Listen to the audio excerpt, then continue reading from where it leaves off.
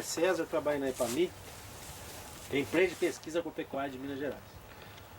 A empresa trabalha com vários produtos aí da nossa agricultura, mas um destaque grande, claro, que é a cafeicultura, né? Toda a importância que é o café aí para o estado, né? É impressionante os números do café em Minas Gerais, né? Mais de 600 municípios que tem café, é uma coisa impressionante. E dentro desse programa de cafeicultura, um dos principais também é o melhoramento genético. Visando o quê? Introdução e adaptação de materiais de outras instituições, até mesmo de outros países, e o desenvolvimento de cultivares melhoradas, então para atender e melhorar, facilitar para nossos cafeicultores, né? Principalmente as coisas novas que vão surgindo, as novas demandas. Então a gente está sempre tentando desenvolver cultivares que vão atender essas exigências.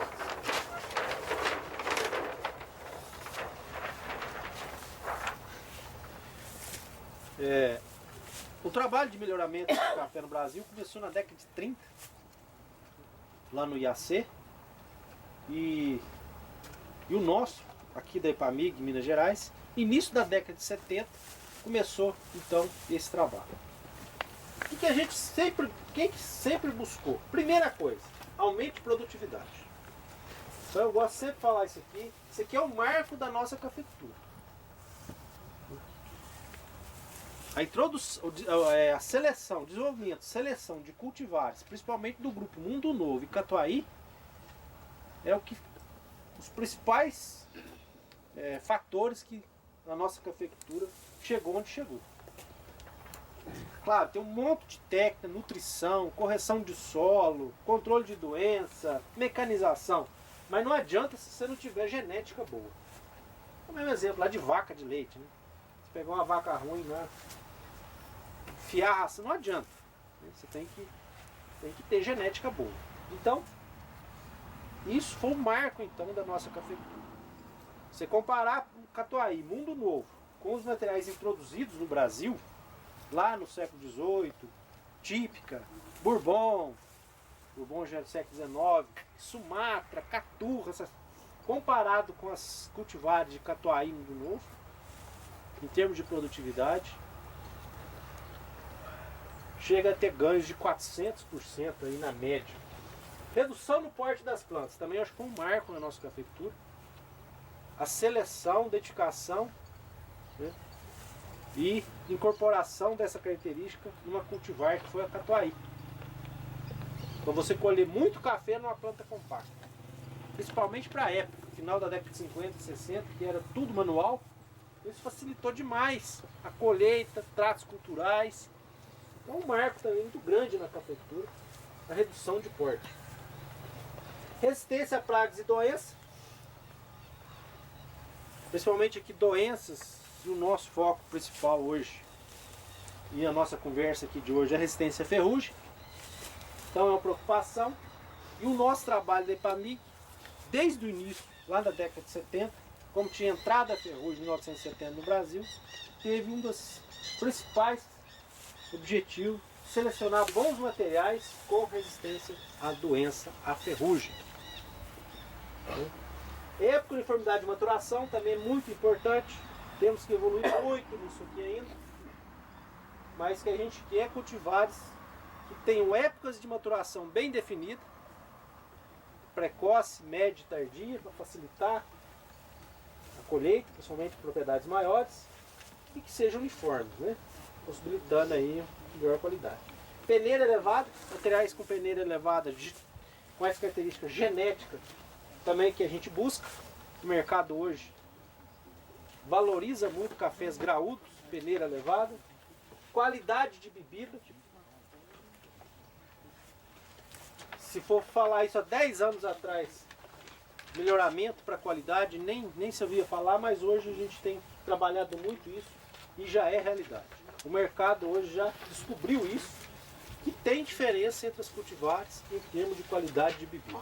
Tem realmente materiais que bebem melhor, né? Então, a Nestlé, por exemplo, tem buscado isso, têm buscado isso. Eles montaram uma fábrica de cápsula aqui no Brasil agora, do Sul. E um dos trabalhos que eles fizeram foi isso. Atrás de materiais e de regiões com diferentes qualidades para fazer blend. Né? Então isso já é uma realidade. Cultivares de café, microlotes, né? Você planta tal cultivar numa região e ela produz uma bebida diferenciada. Mecanização, principalmente colheita mecanizada. O material tem que colher bem, tem que sair fácil da planta, mesmo que seja a colhedora manual. E resposta a poda.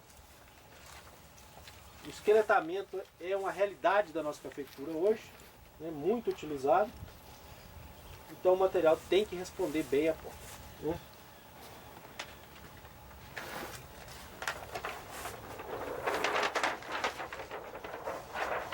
Como eu falei para vocês, o nosso foco principal hoje aqui nessa nossa conversa é a resistência à ferrugem. Quando começou o trabalho lá em 1970, a ferrugem entrou no Brasil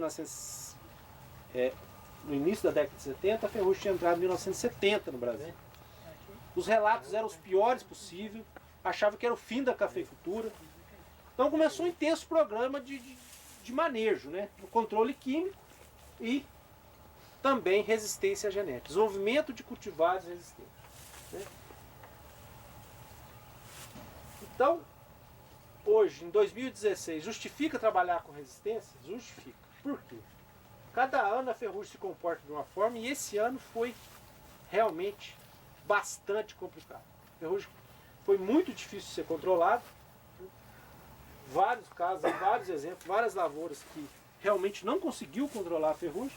Choveu mais, ela começou mais cedo, né?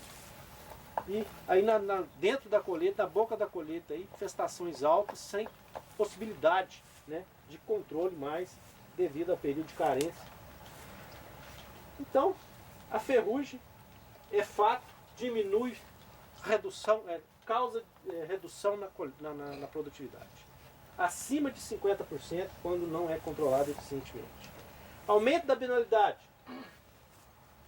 Essa característica dos cafés, produz muito um ano e o outro ano pouco, muito é em função de altas incidências de ferrugem. Ferrugem não controlada direito. Né? Diminuição da legibilidade da lavoura. Então, anos após anos seguidos de ataque da ferrugem, desfolha, seca de ramo, diminui a vida útil da lavoura. Né?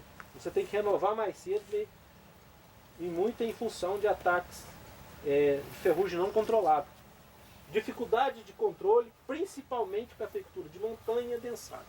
Então esse ano, para quem estava no morro, tem dificuldade de pulverização, que é manual, e com esse volume de chuva que nós tivemos em dezembro e janeiro, né, realmente ficou bastante dificultado, muita gente desistiu de controlar. Minha família mexe em cafeicultura em uma região lá de Muzambinque, que é Morrado, e eles chegou ao final desistiu. Claro, não deixa desfolhar e vamos ver o que faz, porque chovendo muito toda semana, no morro, difícil de controlar. Né? Então, isso é fato. Necessidade de redução de custo, embora tem programas aí até relativamente baratos, mas sempre que puder reduzir custo é interessante. Né? Novas raças do patógeno. A ferrugem é provocada por um fungo, que tem várias raças aí distribuídas no mundo. E tem alguns especialistas que falam que raças que não aconteciam ou aconteciam em baixa distribuição aqui no Brasil, aumentou bastante nos últimos anos. Né? Então pode surgir uma raça aí que não aparecia, né, e causar severos prejuízos aí para a cafeicultura, dificuldade de controle, igual aconteceu na América Central nos últimos anos. Né? E o apelo ambiental. Né? O mundo valoriza muito isso, sustentabilidade, redução de aplicação de defensivos e uma cultivar resistente à ferrugem propicia isso daí.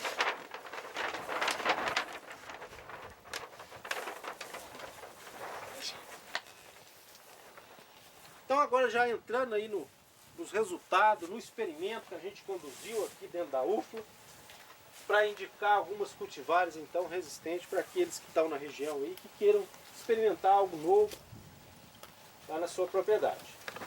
Então esse experimento foi instalado aqui dentro da UFLA, é numa área experimental mais afastada. Faz parte do Ensaio Nacional de Competição de Cultivares Resistentes à Ferrugem. Está aqui dentro da UFLA, outras regiões do estado de Minas Gerais e do Brasil. As condições aqui do campo experimental aqui da UFLA, área de cafeicultura, altitude mais ou menos de 900 a 920 metros, uma temperatura anual em torno de 19 graus, média do longo dos anos aí, precipitação média de em torno de 1.500 milímetros. Então essas condições aqui do experimento.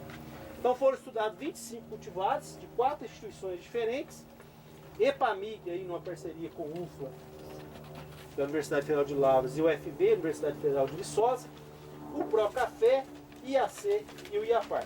IAC, Instituto Agronômico de Campinas, e IAPAR, Instituto Agronômico do Paraná. O experimento foi plantado em 2006, com espaçamento de 3,5 por 0,7, dando 4.080 plantas por hectare, dados de 6 safras, então a partir de 2008 até 2013, 2 anos e meio, a partir de 2 anos e meio, da safra de 2 anos e meio, e em 2014 foi feito poda do tipo esqueletamento. E a gente tem algumas informações já no pós-esqueletamento, vamos dizer assim. Aqui.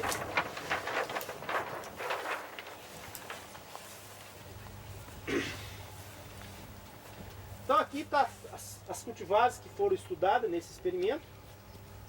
Então tem cultivares, como eu disse, da EPAMIG, Catiguás, Araponga, Paraíso, do Procafé, Catucaí amarelo, Catucaí vermelho, Palma 2, Sabiá, Acauã, do IAC, Obatã e Tupi, e do Instituto Agronômico do Paraná, os IPRs, 99, 103, 104, PR98 e a PAR 59.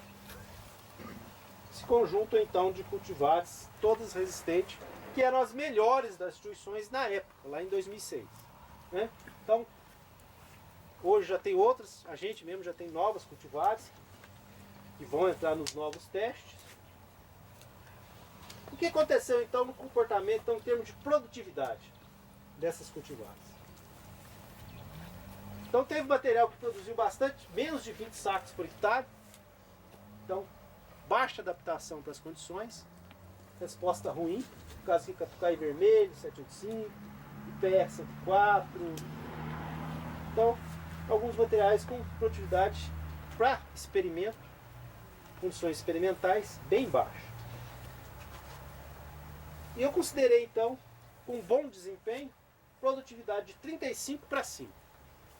Então a primeira então entrou nesse grupo, a Cauã, com 34,81, considerei 35.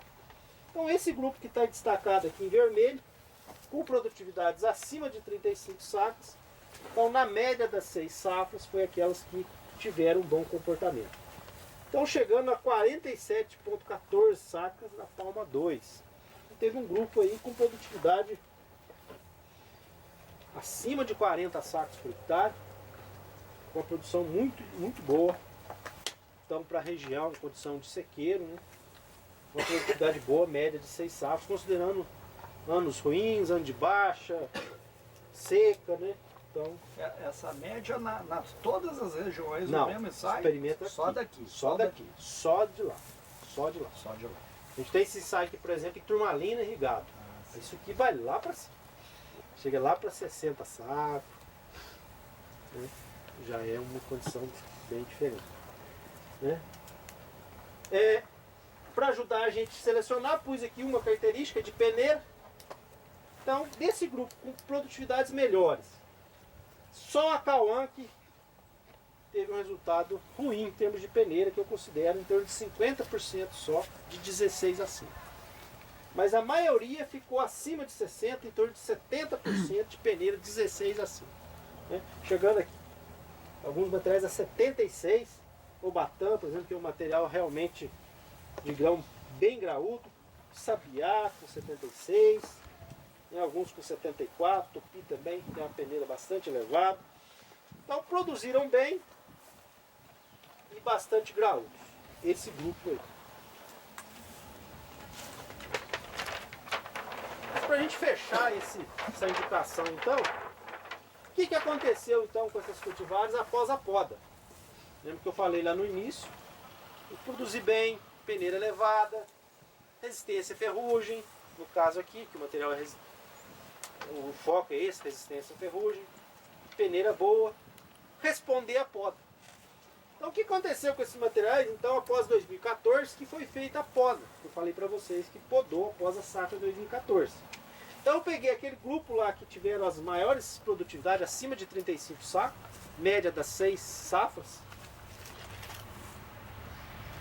E o que aconteceu com ela então nesse período aqui após o esqueletamento, né?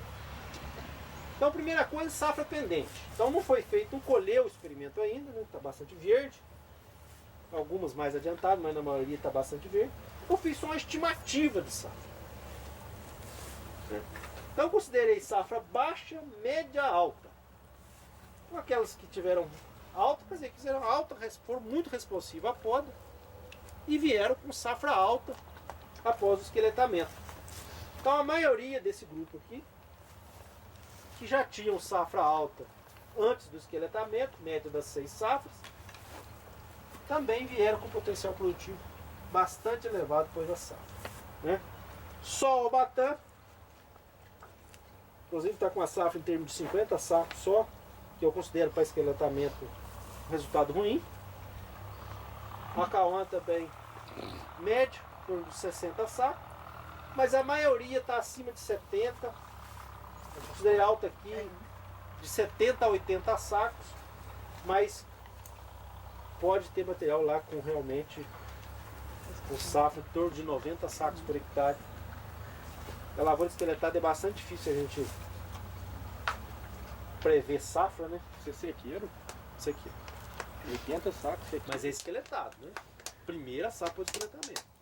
É uma realidade mesmo, isso aí acontece. Bem.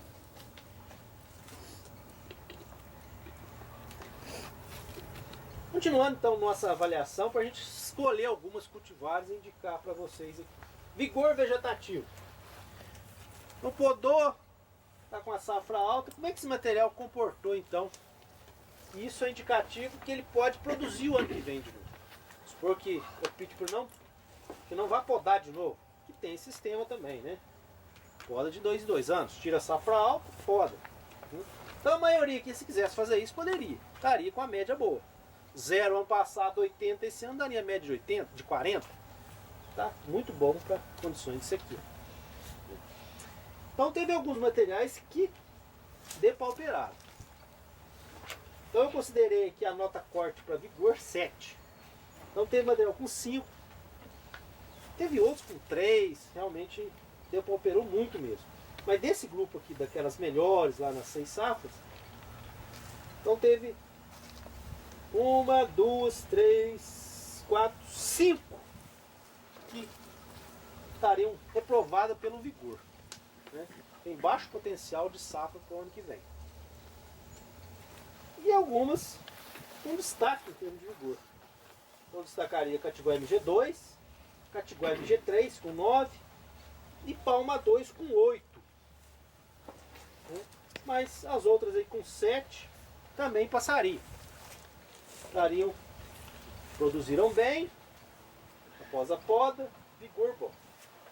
E a incidência de ferrugem? Falei aqui tanto da ferrugem e até agora não mostrei nenhum número.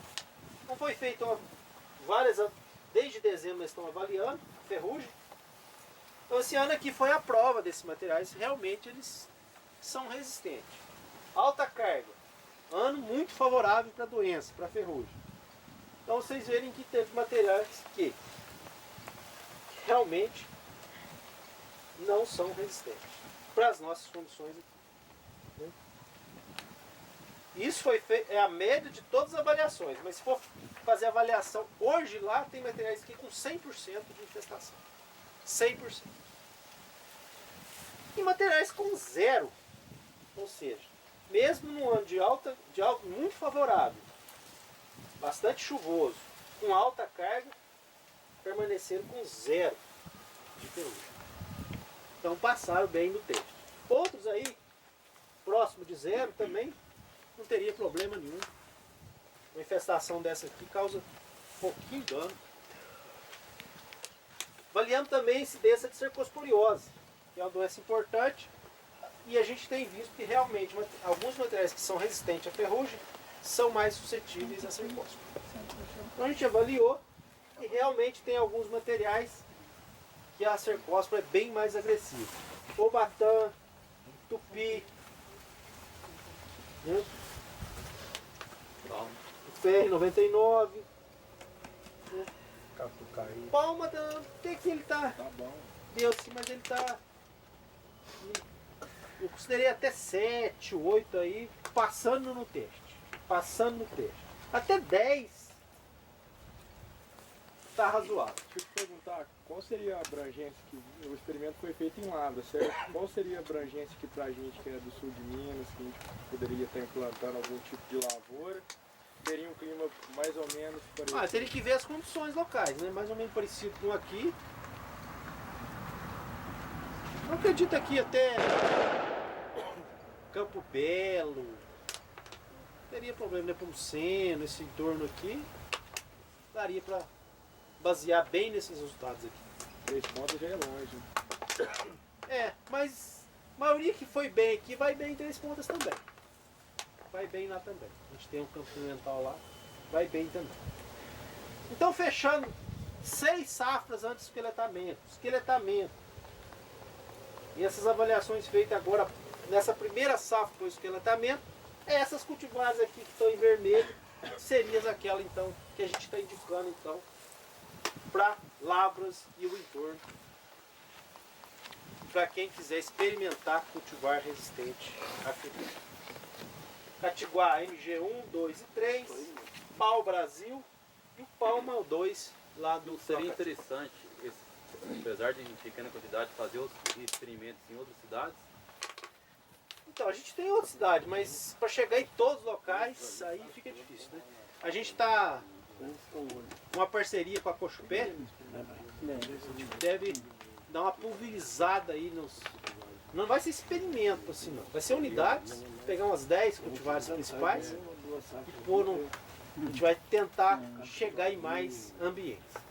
Esse experimento aqui a gente tem ele aqui em Minas. Por curiosidade, tem algum trabalho com resistência à manchirolada? Então, quem tem trabalhado bastante com isso é o pessoal do Paraná. A gente começou alguma coisa, já tem alguma parceria aqui com o pessoal da fitopatologia, algumas avaliações, mas realmente é uma coisa que a gente tem, e a gente tem visto que tem materiais que são mais suscetíveis. É muito difícil o controle, né? Certo. Eu tô vendo ali o Catiguá, né? Parece que foi um material melhor aí, pelo que eu... MG2, né? E ele tem uma bebida espetacular, né? Como é o Aranãs também, que não tá aí, que é novo, né? Mas a bebida desse café é uma coisa diferenciada. É uma coisa que eu ia falar, né? Mostrar algumas fotos aqui, já que a gente não está lá no experimento, que seria o ideal. Então aqui algumas fotos desses destaques. Aqui é o Catiguá MG3, Pau Brasil, o Palma 2 e aqui o Catiguá MG2 que ele está falando. Realmente esse material, ano após ano, vem. Inclusive no outro grupo aqui tinha um provador e ele falou isso, né? Comprovou isso. Realmente é um material diferenciado em termos de qualidade. Então aquilo que eu falei de procura de microlotes, quem quer explorar, e já tem gente pegando ágio, que tem lotes só de Catiguá, já pegando ágio em termos de vendas do Catiguá MG2. Já tem gente pagando mais de lotes de Catiguá puro. Né? De Catiguá puro. Então realmente é um material que bebe diferenciado. Né? Então estaria aí as cultivadas aí. Parece que agora às 3, já é 3h30, né? Agora vai ter um ônibus. Então para aqueles que quiserem dar uma ida lá em cima e ver as cultivares mesmo lá no campo, Acho que vai ter um ônibus que vai levar vai o ter uma pessoal oportunidade agora, agora. Quem quiser ir bem ver, rápido. Já ia falar isso. Deixa eu te perguntar, qual que é o cruzamento básico para esse Palma 2 e pro Catiguá aí? Você sabe? Palma 2 não é nosso, é do Procafé, eu não recordo bem não. Agora os catiguá, os da Pepami, catiguá, pau-brasil, são todos catuaí com híbrido Timor. O Timor é a fonte de resistência. Assim, uma coisa que eu reparei lá em casa mesmo, que a gente tem o Mundo Novo e tem o Catuaí também. Que, vamos supor, quando vai passar a máquina, o Catuaí estraga muito mais do que, não sei se é por conta de os entrenós ser muito perto um do outro, uma planta mais compactada, mas você vê que ele sente bem mais do que o Mundo Novo. Então acho que seria até uma base para algum... Realmente os Mundo Novo, o Acaiá, né? É padrão de qualidade, para de eficiência de colheita. Colhe bem, não estraga pouco, realmente são materiais. Inclusive tem gente voltando a plantar mundo novo por causa de resposta à poda Então, isso que eu ia falar. e colheita. Né? E colheita. Então, vamos lá. Pessoal, muito obrigado.